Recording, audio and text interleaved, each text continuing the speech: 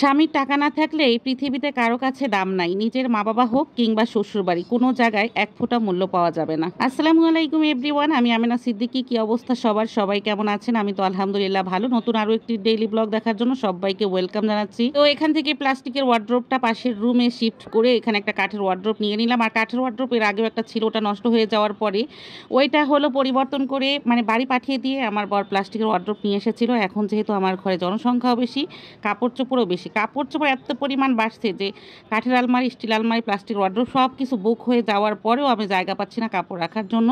অবশেষে আমার বর আবারও নিয়ে আসছে। কথা ছিল যে নতুন ঘরে ওঠার পরে আমরা নতুন নতুন ফার্নিচার নিব, কিন্তু এই ওয়ার্ড্রোবটা না নিলেই হচ্ছিল না, সেই জন্য নিয়েই নিলাম। সকালের নাস্তা ছেলেকে দিয়ে দিলাম ডিম দিয়ে চাপটি, আর এই চাপটিটা খেতে কিন্তু অসম্ভব মজা। এটা দিয়েই সকালের নাস্তা করব। তার যা বলছিলাম যে স্বামী টাকা না থাকলে এই পৃথিবীতে কিন্তু মেয়েদের কোথাও মূল্য নেই, হোক সেটা বাপের বাড়ি হোক সেটা শ্বশুর বাড়ি। আর এই পরিস্থিতিটা আমি যে কি পরিমাণ সামলেছি, আর আমি একদমই কড়াই গন্ডায়ের হিসাব জানি। যতক্ষণ স্বামীর টাকা পয়সা থাকবে ততক্ষণ আপনি রানীর মতো বসবাস করতে পারবেন। শ্বশুরবাড়ির মানুষগুলো আপনাকে রানীর চোখে দেখবে, সব জায়গায় সম্মান পাবেন, সে হোক বাবার বাড়ি সে হোক শ্বশুর বাড়ি। এমনকি পাড়া প্রতিবেশীগুলো আপনাকে খুব ভালো নজরে দেখবে। টাকা পয়সা আসলে এমন একটা জিনিস, যখন না থাকে দেখবেন আপনি একটু উপরের লেভেলের মানুষের বাসায়ও যদি বেড়াতে যান, আপনাকে এক কাপ রং চাও অফার করবে না।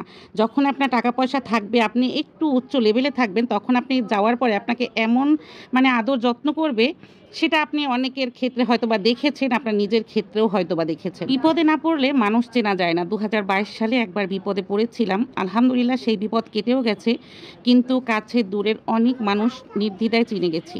সেই মানুষগুলো থেকে অনেক কিছু শিক্ষাও পেয়েছি, অনেক চিনেছি।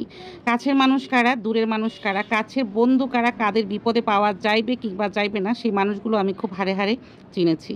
আলহামদুলিল্লাহ বিপদ কেটে গেছে, আর আমার বরেরও শিক্ষা হয়েছে। এই পরিস্থিতির পরে আমার বর অনেকটাই বুঝতে পেরেছে, আর অনেকটা সামনে নিয়েছে যে পরবর্তীতে যখন বিপদে পড়বো তখন যেন কারো কাছে হাত না পাতা লাগে, এরকমের সিস্টেম করেও দিয়েছে আলহামদুলিল্লাহ।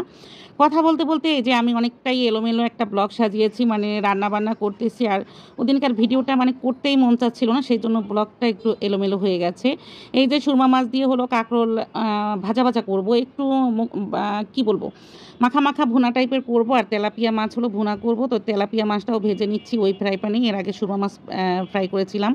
পাশের চুলোতে ভাত হচ্ছে, আর এক চুলোতে কাঁকরোল দিয়ে মাছ হচ্ছে, আর এটা ভুনা হবে।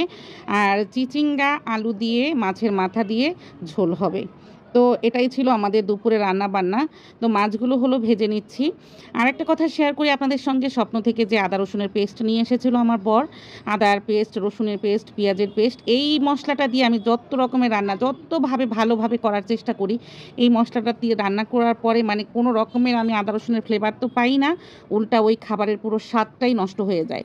যেহেতু এটা খাবার জিনিস, আমি ফেলেও দিতে পারতেছি না। তো আমার বরকে বলেছিলাম যে এটা আসলে খাওয়া যাচ্ছিল না, ফেলে দেবো। তো আমার বর বললো কষ্ট করে খেয়ে নাও, ফেলার কি দরকার, যেহেতু এটা অনেক দাম দিয়েও আনা হয়েছে, এখন ফেলতেও কষ্ট হচ্ছে, মায়াও হচ্ছে, তাই ফেলতে পারতেছি না। কিন্তু এই মশলাটা একদমই বেকার। এটা আসলে কি বলবো, এটা হয়তো বা যারা যারা হয়তো বা একদম পারে না, আদা রসুনের পেস্ট করার সময় পায় না, যারা চাকরিজীবী, তাদের হয়তো বা ঠেকার খাত সারে। নতুবা এই রকমের মশলা দিয়ে রান্না করা খাবার একদমই মুখে দেওয়া যায় না, কোনো ভালো লাগে না, খেতেই ভালো লাগে না, রান্নার টেস্টই নষ্ট হয়ে যায়। যাই হোক, রান্না করতে করতে আমার সোনা চলে আসছিল, তো ওকে আমি এই যে কাঁকরোল মাছ দিয়ে দিলাম, আর তেলাপিয়া মাছ একটা ভালো করে ভাজা করে ওকে ভাত দিয়ে দিয়েছি, কারণ ও হলো চলে যাবে, ওর টাইম খুবই কম। এদিকে এই যে মাছ ভুনা হচ্ছে, ওদিকে চিচিঙ্গা তরকারি মাছের মাথা দিয়ে বসিয়ে দিয়েছি। এই ছিল আমাদের দুপুরে রান্না বান্না। তারপরে বিকেলবেলা আমার বর হলো এই যে চিপস নিয়ে এসেছে, সেই থেকে মুজাহিদ শুরু করেছে যে এগুলো ভাজো। তো আমি হলো বিকেলবেলায় এগুলো ভেজে দিচ্ছি, আর আসরের সময় হলো আমার সোনা আরেকবার আসে। তো আসার পরে তখন আধা ঘন্টা টাইমের মতো থাকে, আধা ঘন্টাও না, একটু কম থাকে, তখন এই জন্য একটু ভেজে নিচ্ছি যাতে করে সবাই মিলে এগুলো খেতে পারে। আর এগুলো বাচ্চাদের আসলে খুবই পছন্দ, আর ঘরে একটু ভেজে দিলে আমার কাছে এগুলো চা দিয়ে খেতে ভালো লাগে। আর একটু উপর থেকে চিনির ছিটা দিলে খেতে আরও বেশি টেস্ট হয়। তো হালকা পরিমাণে একটু চিনি দিয়ে দিলাম, আর এখন পুরো একটা থাল ভর্তি। আমার শাশুড়ি মা কিন্তু বলছিল এগুলো যতই খাও পেট ভরবে না, এগুলো হলো হাসামিসা খাবার। তো যাই হোক, আমার ভাজা হয়ে গেছে, আমি সবাইকে ডাকছিলাম, সবাই মিলে এবার এটা খাবো। তো এই ছিল আজকের শেয়ারিং। আশা করছি আপনাদের কাছে অনেক ভালো লেগেছে। যদি ভালো লেগে থাকে অবশ্যই লাইক কমেন্ট শেয়ার দিয়ে সাথে থাকবেন। আজকের মতো এখানেই বিদায় নিচ্ছে, কথা হবে নেক্সট কোনো ভিডিওতে। আল্লাহ হাফেজ।